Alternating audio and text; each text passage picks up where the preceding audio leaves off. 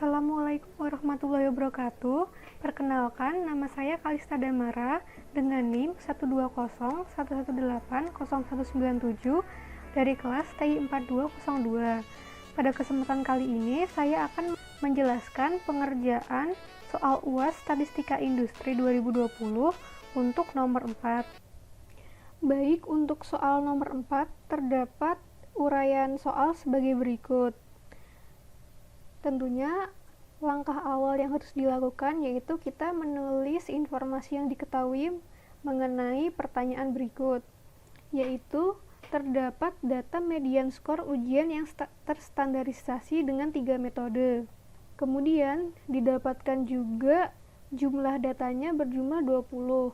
Kemudian yang ditanyakan adalah apakah nilai median skor ujian terstandarisasi siswa untuk setiap metode mengajar adalah tidak sama pada taraf nyata 5%, gunakan uji Kruskal-Wallis. Tentunya untuk pengujian hipotesa, terdapat 5 langkah yang harus dilakukan. Langkah pertama yaitu menentukan hipotesis utama atau H0-nya. H0 di sini adalah mu1 sama dengan mu2 sama dengan mu3. Kenapa ada 3? Karena terdapat 3 buah metode atau perlakuan, yang berarti bahwa skor ujian terstandarisasi siswa untuk setiap metode memiliki median yang sama. Kemudian yang kedua, kita menetapkan hipotesis alternatifnya, yaitu skor ujian terstandarisasi siswa untuk setiap metode memiliki median yang tidak sama. Kemudian kita melakukan statistik uji dengan uji Kruskal-Wallis. Nah, pertama-tama yang harus kita lakukan adalah mengurutkan data yang tersaji ini dari yang paling kecil hingga paling besar. Kemudian menulis urutannya. Di sini sudah saya urutkan data yang paling kecil yaitu data 61. Sehingga kita tulis 1. Kemudian selanjutnya yang paling kecil kedua adalah 66. Sehingga di sini ditulis nomor 2 dan seterusnya hingga data yang paling besar yaitu 93 sehingga ditulis nomor 20. Setelah diurutkan, kita tulis kembali pada tabel sebagai berikut. Untuk metode 1 ada 6 buah data dengan urutan sampelnya, dan begitu juga dituliskan untuk metode 2 dan metode 3. Setelah itu, yang harus kita lakukan adalah menjumlahkan sampel-sampelnya. Untuk metode 1, 16 ditambah 19 ditambah 17 ditambah 55 ditambah 20 ditambah 13. Hasilnya adalah 90.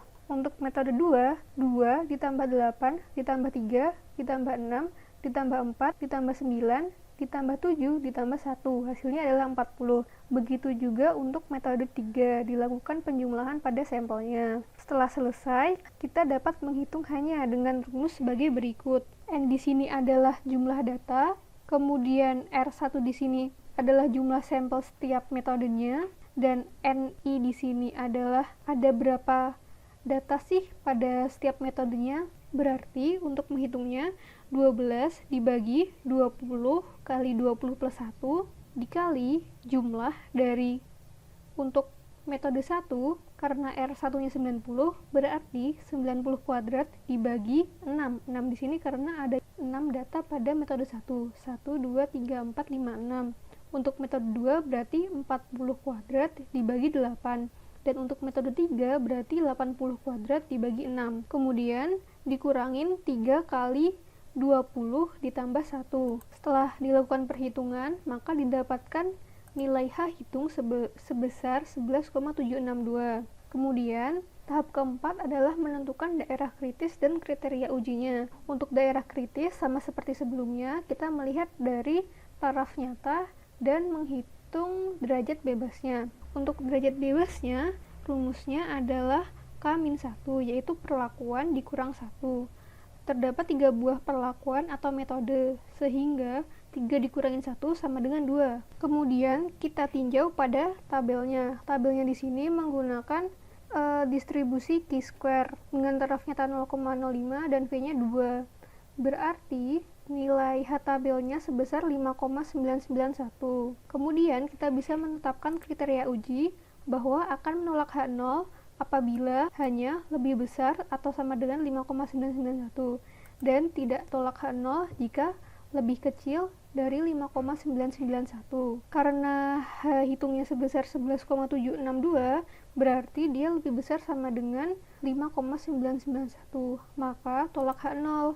Mohon maaf, tadi terdapat kesalahan penarikan kesimpulan.